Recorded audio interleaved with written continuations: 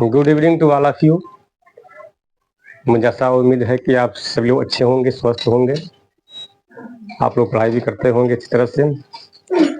तो आज का हमारा जो टॉपिक्स है वो प्रोनाउन से संबंधित है, क्योंकि मैं ऑलरेडी 2 वीडियो आपको मैं डाल चुका हूँ प्रोनाउन का, जिसमें पर्सनल प्रोनाउन और डिस्ट्रीब्यूटिव प्रोनाउन मैंने आपको पढ़ा दिया है। आज हम शुरू करेंगे, हम रिफ्लेक्सिव प्रोनाउन क्या होता है। बहुत से लोग ऐसे होते हैं कि जो रिफ्लेक्सिव प्रोनाउन नहीं समझ पाते हैं कि आखिर में रिफ्लेक्सिव प्रोनाउन होता क्या, उसको हम कैसे पहचानते हैं कि ये रिफ्लेक्सिव ही प्रोनाउन है। जैसे मान लीजिए हमने आई, ही, सी, इट, यू, दे, हम कुछ ऐसे देखते हैं तो हम समझते हैं कि भाई पर्सनल प्रोनाउन है। तो प्रोनाउन को हम कैसे पहचानते हैं कि ये प्रोनाउन रिफ्लेक्सिव ही है। तो आज हम इसी बात करेंगे हम कि रिफ्लेक्सिव प्रोनाउन होती क्या है, रिफ्लेक्सिव प्रोनाउन का मतलब क्या होता है। तो आज ये सब चीज हम जानेंगे हम कि रिफ्लेक्सिव प्रोनाउन होता क्या है। तो आज हम देखते हैं कि रिफ्लेक्सिव प्रोनाउन में पहले हम समझेंगे हम कि रिफ्लेक्सिव प्रोनाउन, रिफ्लेक्सिव प्रोनाउन क्या होता है, इसका मतलब रिफ्लेक्सिव प्रोनाउन। इसका एक दूसरा नाम होता है सेल्फ प्रोनाउन। इसको हम सेल्फ प्रोनाउन भी बोलते हैं। क्या बोलते हैं इसको हम? रिफ्लेक्सिव नाउन का दूसरा जो अर्थ होता है वह सेल्फ प्रोनाउन होता है। या हम उसको रिफ्लेक्सिव बोलें या हम उसको सेल्फ बोलें प्रोनाउन हम, तो ये दो तरह के नाम से सब जाना जाता है कि यह रिफ्लेक्सिव प्रोनाउन को हम सेल्फ प्रोनाउन भी हम जानते हैं। तो आगे हम जानते हैं कि आखिर में हम इसको पहचानेंगे कैसे हम कि सेल्फ प्रोनाउन क्या होता है। तो जैसे सेल्फ प्रोनाउन 2 तरह से काम करता है। हम इसको लेते हैं, पहले इसको आप एक साइड में रखिए, क्योंकि यह इसी का एक भाग है, यानी ये सेल्फ प्रोनाउन का ही एक तरह से यह भाग है। यानी सेल्फ जो प्रोनाउन होता है, सेल्फ प्रोनाउन के 2 भाग हो गए। एक भाग को मैं इधर कर देता हूं, मैं एक भाग को इधर में कर देता हूं। पहले हम जानेंगे कि हम वास्तव में सेल्फ प्रोनाउन को पहले हम पहचानते हैं।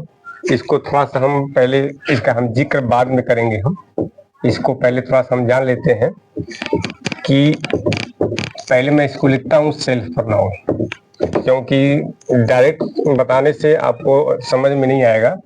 तो इसको थोड़ा हम देखते हैं कि पहले इसको हम लिखते हैं सेल्फ प्रोनाउन लिखते हैं। क्या हम लिखते हैं? हम सेल्फ प्रोनाउन ही मैं लिखता हूं। क्या लिखता हूं मैं? Self pronoun. देखिए सेल्फ प्रोनाउन, यानी आपको हम पहले पढ़ाए थे पर्सनल प्रोनाउन में कि nominative case, possessive case, objective case, और हम पढ़ाए थे आपको हम पॉसेसिव एडजेक्टिव और पॉसेसिव प्रोनाउन पढ़ाए थे। पर्सनल प्रोनाउन पढ़ाए थे हम कि ये क्या है, ये पॉसेसिव एडजेक्टिव है, और ये क्या है, ये पॉसेसिव प्रोनाउन है। जब किसी पॉसेसिव प्रोनाउन में हम क्या करते हैं, सेल्फ या लगाते हैं सेल्विस।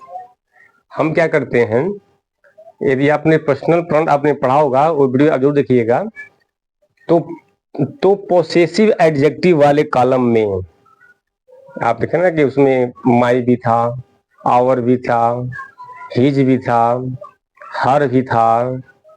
उसके बाद से उसमें आप देखे होंगे।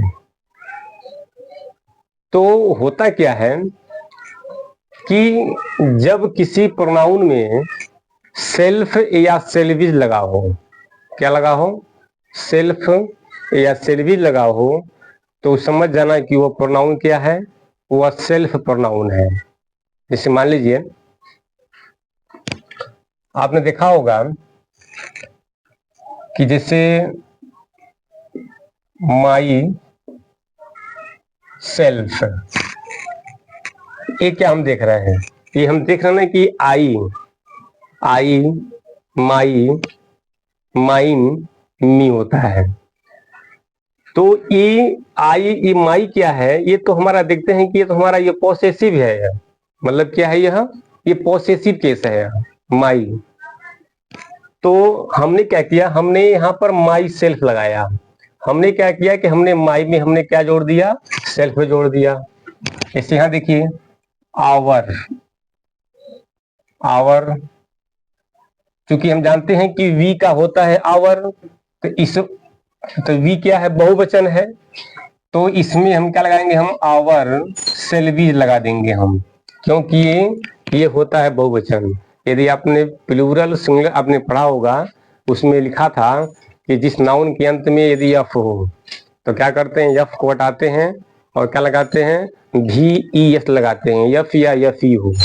यदि आपने नाउन को प्लूरल में सिंगुलर में आपने पढ़ा होगा, तो जिस नाउन के अंत में यफ हो या यफ ई हो तो क्या करते हैं, यफ या एफ हटाते हैं, वहां पर क्या लगाते हैं, भी इस लगाते हैं।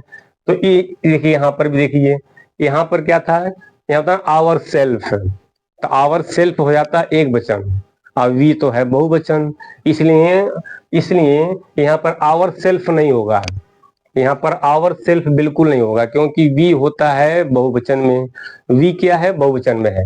तो यहाँ हो जाएगा हमारा आवर सेल्वीज हो जाएगा। तो ये हो गया आई का, ये हो गया वी का। अब आता है यू, जिसको हम कहते हैं कि ये सेकेंड पर्सन का प्रोनाउन है। तो आप जानते हैं कि यू सिंगुलर भी होता है और ये होता है बहुवचन भी होता है। इसका मतलब क्या है, एक हो जाएगा आपका योर सेल्फ, क्या हो जाएगा, your, yes E L F हो जाएगा, और हो जाएगा आपका क्या, योर सेल्वीज भी हो जाएगा। क्या हो जाएगा, योर सेल्वीज और योर सेल्फ। हम आपको पहले बताए थे कि यू जो होता है वह सिंगुलर भी होता है, प्लूरल भी होता है, यानी दोनों होता है, यानी बहुवचन भी होता है और एक वचन भी होता है। वो क्या होता है, वो यूज होता है। इसलिए यहाँ पर एक वचन के रूप में सेल्फ लगा और बहुवचन के रूप में यहाँ क्या लग गया, ये मतलब भी एस लग गया यहाँ पर, तो हो गया योर सेल्वीज, योर सेल्फ। तो योर सेल्फ लगा, योर सेल्वीज लगा, ये तो हो गया हमारा यू का हो गया। अब आगे देखते हैं ना आप, आगे आपने क्या देखा, जैसे मान लीजिए हिम, देखिए यहाँ per him self, S E L F होता है, इसको हम बोलते हैं कि ये क्या है, ये हिम सेल्फ है। अब यहाँ देख लीजिए, यहाँ ही हिज हिम होता है, तो हम देख रहे हैं कि थर्ड पर्सन वाले प्रोनाउन में ये हिम यदि सेल्फ को हटा दिया जाए, यहाँ पर क्या है, ये तो केवल हिम आ गया है, तो ही हिज हिम। तो हिम क्या है, ऑब्जेक्टिव केस है, हिम क्या है हमारा, हिम क्या हमारा है, वो तो हमारा ऑब्जेक्टिव केस है यह। तो अब क्या किए हम, हिम में हमने क्या लगाया, हिम सेल्फ लगा दिया। तो जैसे हमने, तो ही तो होता है एक वचन, यानी ही जो है यानी थर्ड पर्सन का सिंगुलर होता है, ही सी इट होते हैं। तो यहाँ हो जाएगा आपका हिम सेल्फ, और यहाँ क्या होता है, एक होता है हर सेल्फ, क्या होता है हमारा यहाँ पर हर सेल्फ हो गया। ये क्या होता है, इट सेल्फ, क्या होता है हमारा इट सेल्फ। अब इसमें सेल्वीज नहीं लगेगा, इसमें सेल्वीज नहीं लगेगा, इसमें सेल्वीज नहीं लगेगा, क्यों नहीं लगेगा, क्योंकि ही तो होता है एक वचन, सी तो होता है एक वचन, इट भी होता है एक वचन, तो इन सबों के साथ जो है वो भी ईएस नहीं लगता है। तो इसलिए him self, herself, it self. अब ध्यान दीजिए, थर्ड पर्सन में एक प्रोनाउन है दे, तो दे तो होता है बहुवचन में, प्लूरल है वो, तो बहुवचन है तब उसमें सेल्फ नहीं लगेगा, उसमें सेल्वीज हो जाएगा। तो क्या हो जाएगा वहां पर आपका ये देम सेल्वीज, क्या हो जाएगा आपका देम सेल्वीज हो जाएगा, क्योंकि यहाँ देखिए यहाँ पर वी होता है बहुवचन और दे भी होता है बहुवचन, तो वी का होता है आवर और दे का होता है देम, इसलिए यहाँ पर लगा है सेल्वीज। आप पहले पढ़े भी हैं कि किसी आपने नाउन में पढ़ा होगा कि किसी नाउन के अंत में क्या हो, यदि यफ हो या यफ ई हो तो उस कंडीशन में क्या करते हैं, यफ या यफ की जगह पर हम भी एस लगा करके उसका बहुवचन बनाते हैं। तो हम ये देख रहे हैं कि दे क्या है, बहुवचन है, इसके अंत में क्या लग गया, भी एस लग गया। ये वी क्या है, वह फर्स्ट पर्सन प्रोनाउन है। फर्स्ट पर्सन के प्रोनाउन में क्या वी प्लूरल होता है, तो प्लूरल में लगता है भी ई एस, सिंगुलर में भी ई एस तो लगता ही नहीं है, ये तो हम जानते हैं। आप देखते हैं कि इन प्रोनाउन को जैसे ही आप किसी सेंटेंस में देखेंगे तो आप समझ जाएंगे कि क्या है, ये सेल्फ प्रोनाउन है। ये क्या है हमारा, यह सेल्फ प्रोनाउन है। इन्हीं को हम कहते हैं सेल्फ प्रोनाउन, यानी myself, ourselves, yourselves, himself, herself, itself और देम सेल्फ इज, ये सब क्या है, इन्हीं को हम कहते हैं सेल्फ प्रोनाउन। क्या कहते हैं इनको हम कहते हैं सेल्फ प्रोनाउन कहते हैं। तो जैसे ही आप इस सेंटेंस में इन लोगों को आप देखिएगा तो आप समझ जाएंगे कि ये सब क्या है, यह सेल्फ प्रोनाउन होते हैं। अब आगे थोड़ा सा हम पढ़ते हैं मुद्दे की बात की ओर जो है। यदि इसको आपने नोट नहीं किया, इसको आप नोट भी करते रहे, इसका स्क्रीनशॉट आप लेते रहे। तो होता क्या है कि जो सेल्फ प्रोनाउन जो होता है, यह दो तरह से इसका यूज होता है सेल्फ प्रोनाउन का। अच्छा, इसका एक चीज और थोड़ा जान जाइए कि अभी हमने जो यहाँ पर हमने लिखा था माई सेल्फ, आवर सेल्फ, इन सभी का अर्थ जो होता है वो क्या होता है, खुद को। क्या होता है, खुद को, यानी अपने आप को, यानी अपने को। इसका मतलब होता है अपने को, स्वयं को। इसका मतलब ये हिंदी निकलती है, स्वयं को, मतलब इसका ये हिंदी निकलता है। जितने भी आप देखे होंगे वो सबका अर्थ ऐसे होता है, खुद को, अपने को और स्वयं को होता है। तो हम तो जान गए कि ये जितने भी हम प्रोनाउन जो आपके सामने लिखे थे, ये सभी प्रोनाउन क्या है, यह सेल्फ प्रोनाउन होते हैं।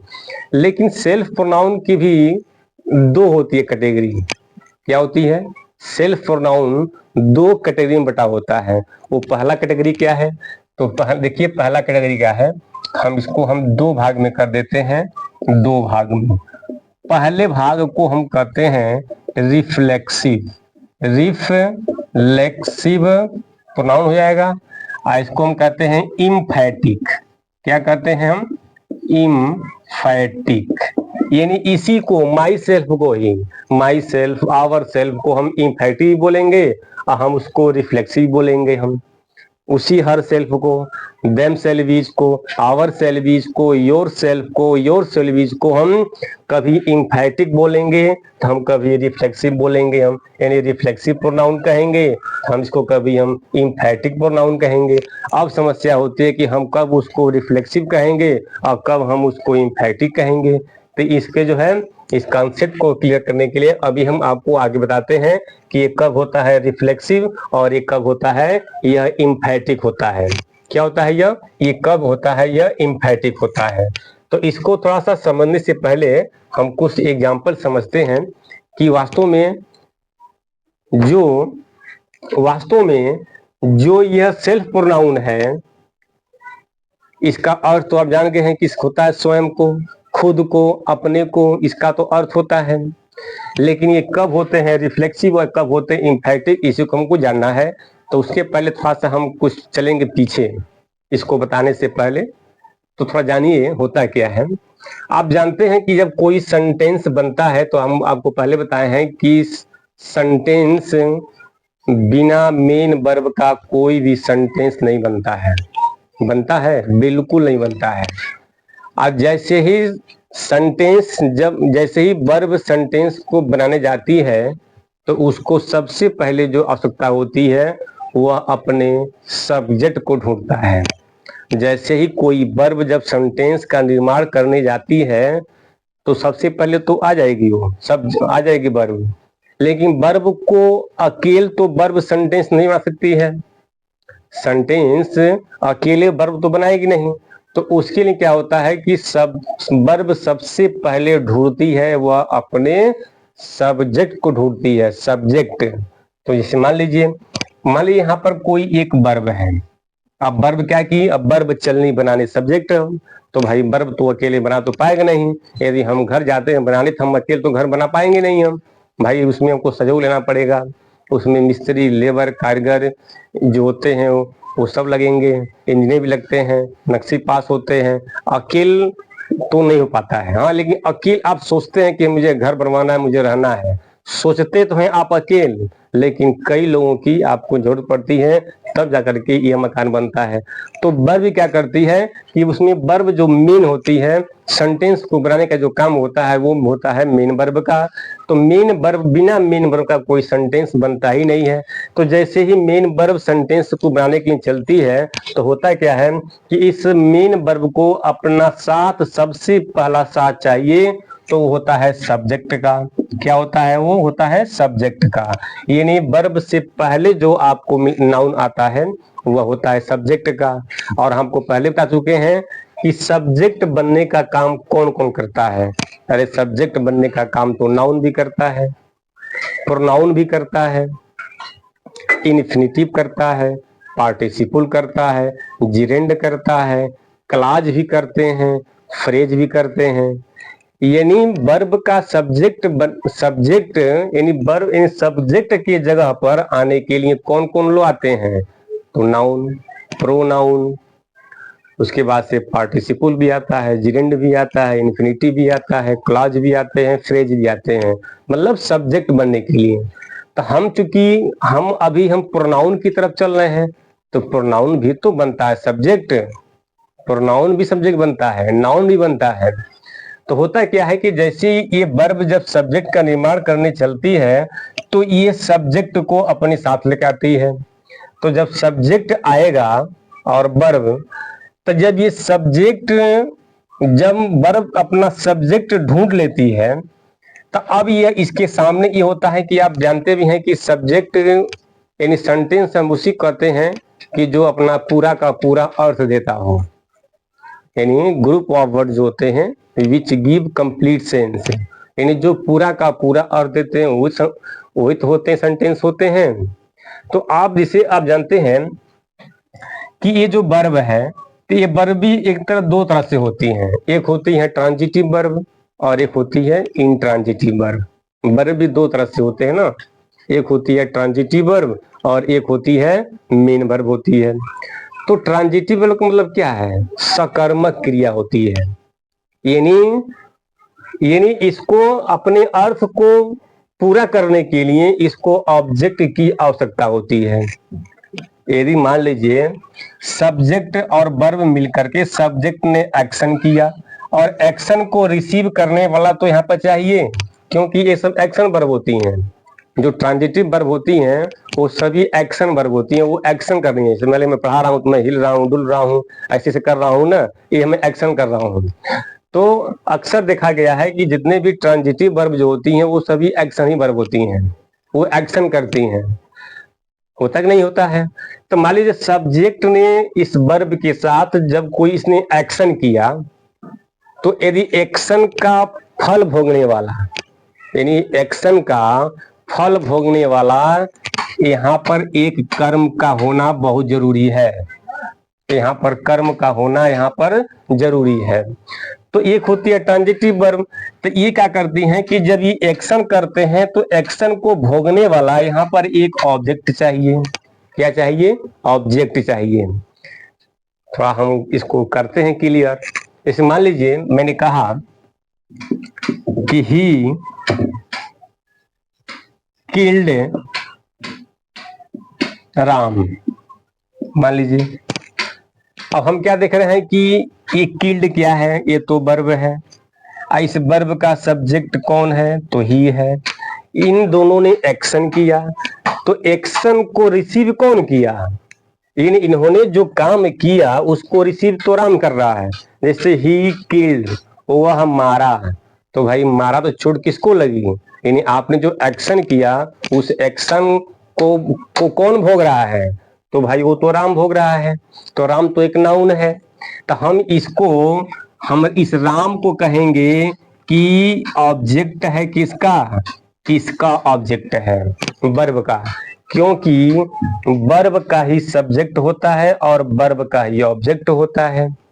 सेंटेंस में वर्ब का ही सब्जेक्ट होता है और वर्ब का ही वो ऑब्जेक्ट भी होता है।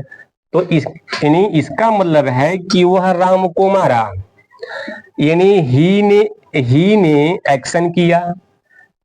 एक्शन क्या किया? मारने का। भाई मारा तो उसको चोट तो जरूर किसी को लगी होगी, तो वो चोट किसको लगी? तो वो तो चोट राम को लगी। यानी इसका एक्शन इसने किया, तो इस एक्शन को रिसीव कर लिया राम ने। तो हम कहेंगे कि इस वर्ब का क्या है? ये ऑब्जेक्ट है। और आप और भी जानते हैं कि किसी वर्ब का ऑब्जेक्ट पता करने के लिए इस वर्ब के भाई इस वाले पैर को पकड़ लो और इसमें क्या या किसको का प्रश्न करो तो ऑब्जेक्ट मिल जाता है। क्या या किसको का प्रश्न करने पर जवाब में जो आंसर मिलता है वो हमारा वही इस वर्ब का होता है ऑब्जेक्ट। इसमें मान किल्ड, किल्ड माने मारा। क्या मारा? आंसर नहीं मिला। किसको मारा? तो राम को मारा। यानी राम क्या हो गया? हमको आंसर मिला कि राम को मारा। किसको मारा? तो राम को मारा। तो इस वर्ब का ऑब्जेक्ट कौन है? राम है। क्योंकि क्या से तो नहीं मिला तो हम क्या करेंगे? क्या को छोड़ देंगे, इससे चेक करेंगे हम। अगर इससे मिल गया तो अच्छी बात है, इससे नहीं मिलता है तो इससे मिल जाएगा, यदि इससे नहीं मिलता है तो इससे मिल जाएगा। यानी किसी वर्ब के ऑब्जेक्ट को पता करने के लिए ये दो चीज इसमें वर्ब में लगाइए और क्रिया खुद बताएगी कि इसमें कौन सब्जेक्ट है, इसमें कौन इसमें ऑब्जेक्ट है। क्रिया में क्या कीजिए? यहाँ पर कौन लगाइए। कौन, इसे कौन मारा तो वह मारा। तो कौन के जवाब में जो आता है वो इस वर्ब का सब्जेक्ट होता है, और क्या और किसको के जवाब में जो आता है वो इस वर्ब का ये क्या होता है? ऑब्जेक्ट होता है। हम ये भी जानते हैं कि ऑब्जेक्ट बनने का जो ठीका है वो दो लोगों के पास है, या तो नाउन के पास है या तो प्रोनाउन के पास है।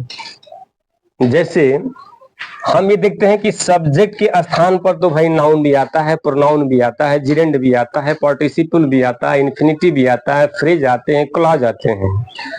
तो क्या वर्ब का ऑब्जेक्ट बनने के लिए ठीक है किसके पास है? तो ये नाउन या प्रोनाउन के ही पास है। यानी किसी वर्ब का ऑब्जेक्ट बनने का जो ठीका जो लिया गया है, जो कॉन्ट्रैक्ट जो हुआ है वह दो लोगों के पास है। वह किसके पास है? एक तो नाउन, भाई राम क्या है? किसी व्यक्ति का नाम है, तो या तो नाउन होता है या तो प्रोनाउन होता है। अब हम आगे चलते हैं कि ये तो किल्ड है, यानी ये जो किल्ड जो है ट्रांजिटिव वर्ब है। तो जब ये ट्रांजिटिव वर्ब है तो इसको हर हाल में क्या चाहिए? इसको ऑब्जेक्ट इसको चाहिए। इसको ऑब्जेक्ट तो मिल गया, इसको ऑब्जेक्ट इसको मिल गया। लेकिन होता क्या है, अगर मान लीजिए मैंने सेंटेंस ऐसे लिखा, मान लीजिए मैंने सेंटेंस ऐसे लिखा, मान लीजिए हमने सेंटेंस ऐसे लिखा, मैं इसी को मैं देखता हूं, मैंने लिखा कि ही किल्ड, वो हमारा। अब भाई इसके आगे तक हमको ऑब्जेक्ट नहीं दिख रहा है, इसमें आगे ऑब्जेक्ट नहीं दिख रहा है। तो जब ये आगे ऑब्जेक्ट नहीं दिख रहा है तो होता क्या है कि हमको तो वहां पर ऑब्जेक्ट लाना पड़ेगा। अगर मान लीजिए ही किल, ही मारा, तो भाई यहां तो स्पष्ट नहीं हो रहा है ना कि किसको मारा। भाई मारा तो सकता है कि दूसरे को मारा हो, कहीं अपने आप को न मारा हो, कहीं वो अपने आप को ही न मारा हो। तो इसलिए यहाँ पर हमको क्या चाहिए? यहाँ पर हमको एक ऑब्जेक्ट चाहिए कि इसने सब्जेक्ट ने जो एक्शन किया उसका भोग कौन कर रहा है, उसके किसके ऊपर उसने एक्शन किया। यानी यहाँ पर उसको हर हाल में चाहिए। ये वर्ब कहती है भाई कि हमको हर हाल में यहाँ पर हमको चाहिए। यदि मान लीजिए यहाँ पर ऑब्जेक्ट यानी फल भोगने वाला कंफर्म नहीं हो रहा है, कोई नहीं आ रहा है फल भोगने के लिए, तो होता क्या है कि यदि आपने एक्शन किया है तो आप ही भोगेंगे भाई, आपने आपको ही भोगना है। यदि आपने मारपीट किया तो आपको ही भोगना है। तो होता क्या है उस कंडीशन में कि यदि यहाँ पर कोई ऑब्जेक्ट सुलभ नहीं होता है, कोई ऑब्जेक्ट वाक्य में नहीं लिखा होता है, मान लीजिए ऐसे ही लिख दिया यह, इसमें मान लीजिए इसमें कोई ऑब्जेक्ट नहीं दिख रहा है, तो होता क्या है कि भाई इसे सब्जेक्ट ने जो एक्शन किया ये तो स्वयं भोग रहा है। मान ली हमने कोई एक गेंद लिया, तो हमने दीवार पर मारा, तो दीवार ने क्या किया, दीवार ने भी वहां से मारा, तो गेंद मुझे लग गई, तो हम इसको कहते हैं कि रिफ्लेक्स हो गया। शायद मेरे ख्याल से परावर्तन होता है, रिफ्लेक्स का मतलब है, विज्ञान में शायद दिया हुआ है, परावर्तन के कुछ नियम भी होते हैं। तो रिफ्लेक्स करना, तो होता क्या है कि यदि मान ली यहाँ पर कोई ऑब्जेक्ट नहीं है, तो उसका कहते हैं कंडीशन में हम ही, क्योंकि ही ने मारा है, तो ही ने अपने आप को मारा है, तो ही का अपना सेल्फ प्रोनाउन क्या होता है, तो हिमसेल्फ होता है। भाई ही का अपना प्रोनाउन क्या होता है, क्योंकि ही ने अपने आप को मारा, तो ही का अपने आप का प्रोनाउन तो हिमसेल्फ होता है। अब यहाँ पर यह मेरा वाक्य सही हो गया कि ही किल्ड हिमसेल्फ। अब थोड़ा ध्यान से दीजिए, किल्ड मीन्स होता है जान से मारना। क्या कोई इंसान अपने आप को अपने जान से खुद मार सकता है? बहुत से लोग जो मारते हैं, लोग कोई कूद जाते हैं, लोग कोई फांसी लगा लेते हैं, लोग मतलब ऐसा होता है। इसका मतलब है कि ही किल्ड हिमसेल्फ, यानी वह अपने आप स्वयं को मारा, और ऐसा मारा कि मर भी गया, तो किल्ड होता है। बीच मतलब मारना, उसका मतलब होता है कि बीच में होता है कि ऐसा मारो जो मरे ना, लेकिन किल्ड मीन्स होता है जान से ही मारना। तो इसने ही ने यदि एक्शन किया और इसका दूसरा कोई प्रतिबल भोगने वाला नहीं है, तो ही स्वयं भोगता है। इस कंडीशन में क्या होता है कि यह हिमसेल्फ जो होता है वह रिफ्लेक्सिव प्रोनाउन होता है। उस कंडीशन में यह रिफ्लेक्सिव प्रोनाउन होता है। किसी वाक्य में यदि सब्जेक्ट और वर्ब दिख रहे हो और वो वर्ब ट्रांजिटिव वर्ब हो, तो उसको तो भाई ऑब्जेक्ट चाहिए, और ऑब्जेक्ट नहीं है तो उस कंडीशन में यही ही जो है यहाँ पर ऑब्जेक्ट का काम करता है। यानी इसका मतलब क्या है कि जो सब्जेक्ट जो है और ये जो ऑब्जेक्ट है, यह दोनों एक ही आदमी के लिए आया हुआ है, यह दोनों एक ही आदमी के लिए आता है। तो हम उस कंडीशन में कहते हैं कि यह रिफ्लेक्सिव प्रोनाउन है। ये क्या है, यह रिफ्लेक्सिव प्रोनाउन है। तो हिमसेल्फ, योर सेल्फ भी होता है, आवर सेल्फ भी होता है, my self, him self, her self, them self भी होते हैं। तो हम इन्हीं को कहते हैं कि ये सेल्फ प्रोनाउन है। तो सेल्फ प्रोनाउन में पहला जो प्रोनाउन होता है वह रिफ्लेक्सिव प्रोनाउन होता है। तो इसका मतलब क्या है कि यदि किसी सेंटेंस में यदि ट्रांजिटिव वर्ब का ऑब्जेक्ट नहीं लिखा हुआ है, ऑब्जेक्ट नहीं आया है, तो उस कंडीशन में इसी सब्जेक्ट का जो इसी सब्जेक्ट से संबंधित जो यहाँ पर जो सेल्फ प्रोनाउन बनेगा वही प्रोनाउन यहाँ आएगा। इसका मतलब है कि ये दोनों जो प्रोनाउन है वह एक ही आदमी के लिए है। मान लीजिए एक आदमी ये है और इसके लिए भी यही आया, और ये ही भी क्या है, इसी के लिए आया है, क्योंकि ही ने स्वयं अपने आप को मारा, यानी दूसरे को नहीं मारा। यदि दूसरे को मारा होता तब तो ये नहीं आएंगे, एक दूसरे को मारा होता तो ये तो आता नहीं, हिमसेल्फ तो आता नहीं भाई, उसका नाम आता। आप जानते हैं कि ऑब्जेक्ट जब आता कौन कौन है, तो ऑब्जेक्ट की जगह पर आता है या तो नाउन या तो आता है प्रोनाउन। तो हम ये क्या देख रहे हैं कि ये तो प्रोनाउन ये भी है, ये ऑब्जेक्ट है। किसका ऑब्जेक्ट है, स्किल्ड का, यानी स्किल्ड का ऑब्जेक्ट हिमसेल्फ है और स्किल्ड का सब्जेक्ट क्या है, वो ही है। तो हम इसे कहते हैं रिफ्लेक्सिव प्रोनाउन। इसे क्या कहते हैं, हम रिफ्लेक्सिव प्रोनाउन कहते हैं। तो जब किसी सेंटेंस में सब्जेक्ट और ऑब्जेक्ट दोनों एक ही व्यक्ति के लिए आते हैं, तो उस कंडीशन में ऑब्जेक्ट के स्थान पर जो प्रोनाउन होता है वह रिफ्लेक्सिव प्रोनाउन कहलाता है। जब किसी सेंटेंस में ऑब्जेक्ट और सब्जेक्ट एक ही व्यक्ति के लिए आते हैं, तो ऑब्जेक्ट के स्थान पर जो प्रोनाउन हम देखते हैं वह प्रोनाउन रिफ्लेक्सिव प्रोनाउन कहलाता है। ये पहला है, क्योंकि सेल्फ प्रोनाउन का जो पहला जो होता है वह रिफ्लेक्सिव प्रोनाउन होता है। तो आगे हम और देखते हैं कि होता क्या है कि कुछ ऐसे भी वर्ब हैं जिनको हर हाल में उनको रिफ्लेक्सिव प्रोनाउन चाहिए। उनको हर हाल में रिफ्लेक्सिव प्रोनाउन उनको हर हाल में चाहिए। आप जानते हैं, एक चीज और जान लीजिए कि ऑब्जेक्ट भी होते हैं दो लोगों के पास, यानी ऑब्जेक्ट रखने का ठेका भी है दो लोगों के पास, और ऑब्जेक्ट बनने का ठेका भी है दो लोगों के पास। ऑब्जेक्ट बनने का ठेका है नाउन को या तो प्रोनाउन को, और ऑब्जेक्ट को रखने के लिए भी ठेका है दो लोगों के पास। वो किसके किसके पास है?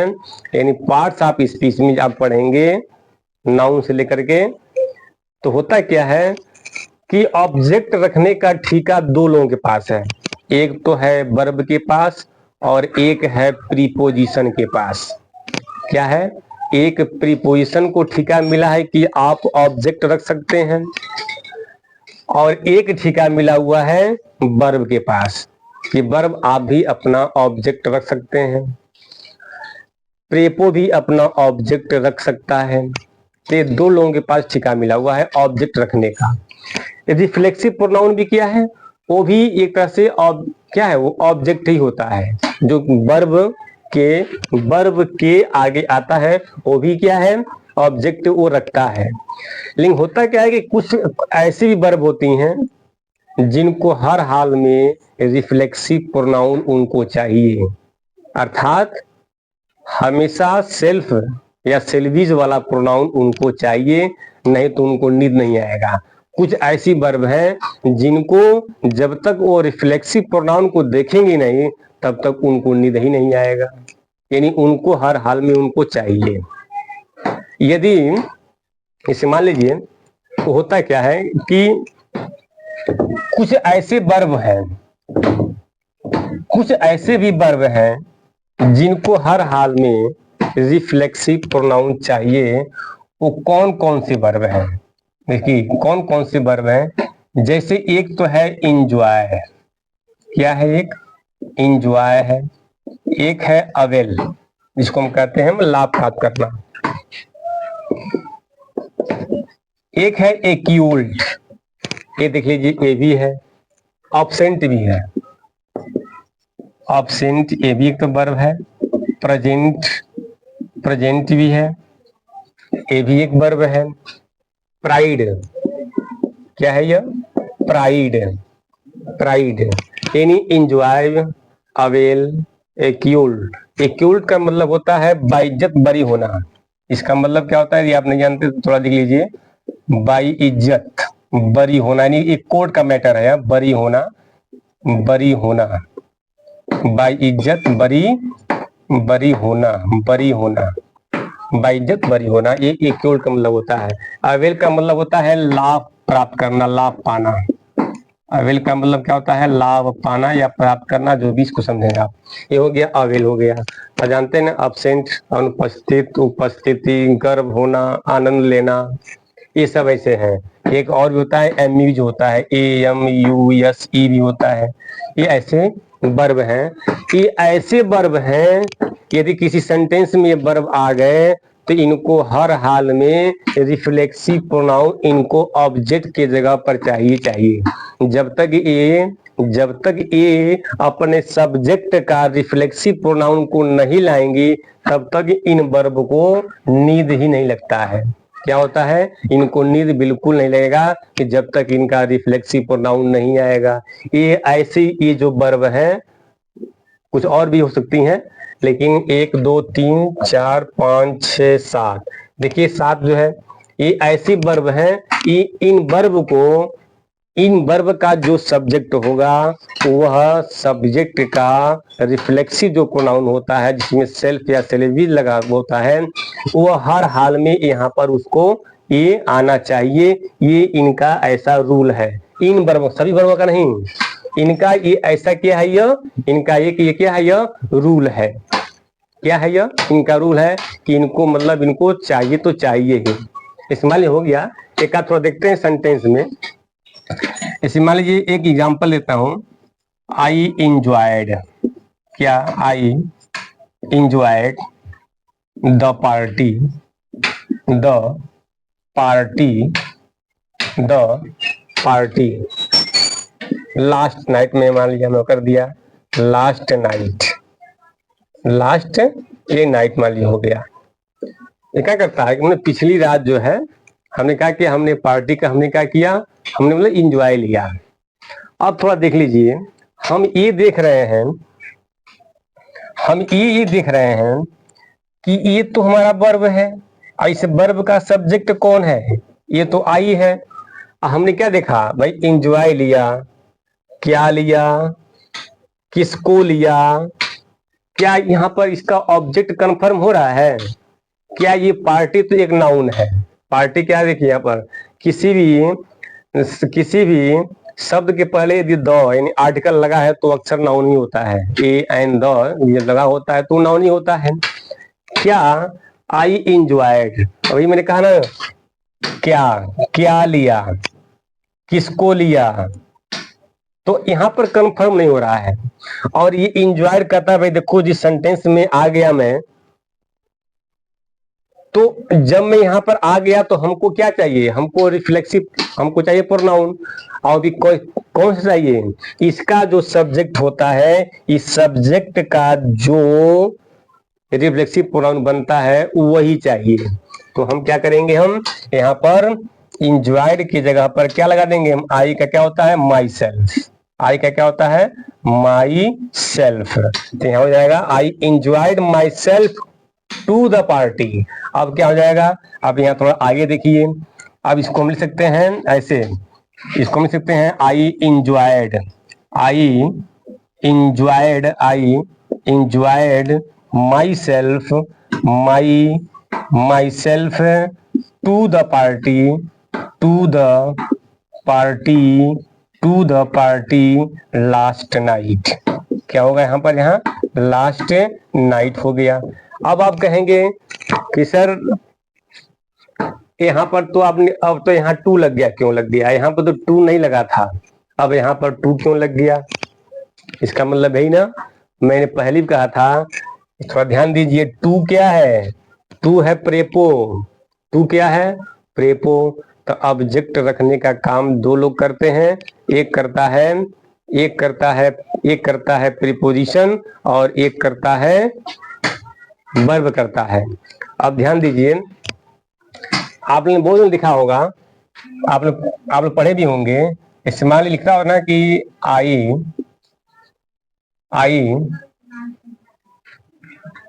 Right a letter, LETTER, letter to you. एक ऐसे आपने शायद देखा होगा। अगर मान लीजिए इसी को हम क्या करें, हम ये तो हमारा वर्ब हो गया, ये तो हमारा सब्जेक्ट हो गया, ये भी ऑब्जेक्ट है और क्या है, ये हमारा ए भी ऑब्जेक्ट है।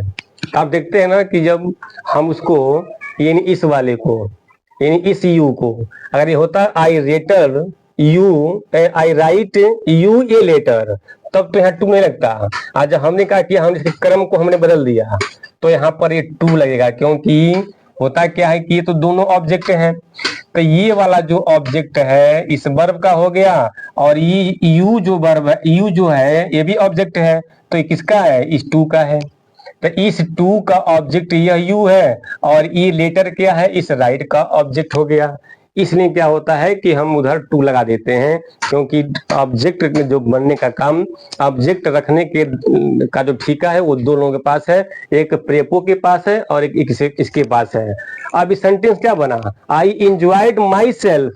भाई इंजॉय किया ना मैं, तो भाई आई इंजॉयड मैंने आनंद लिया, तो भाई मैं आनंद लिया, तो क्या मैं आनंद लिया तो क्या हमारा आनंद लेने का फल दूसरे को मिला, नहीं, आनंद जो मैं लिया तो उसका फल मुझे ही मिला। आई इंजॉय, क्या खेला होगा उसका लाभ मुझे मिला होगा, कुछ खाए होंगे उसका लाभ मुझे ही मिला होगा।